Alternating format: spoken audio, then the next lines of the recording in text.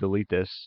And let's see what happens when you just say, can you write a resume for me? It shouldn't, but let's see. I've generated over $1 million in sales for other companies, enjoy creating content about software and marketing. So this kind of hit most of the stuff that they asked for.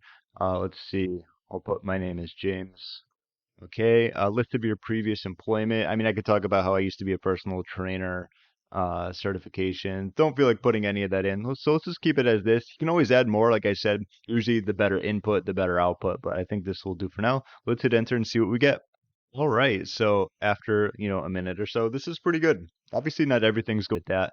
So summary, results driven marketer with over 10 years of experience specializing in SEO and social media. Without giving it, what I've been doing before is going to have to make up some stuff, but this gives you a good idea of what you can put in like some of the bullet points. So marketing manager, if you weren't doing that, maybe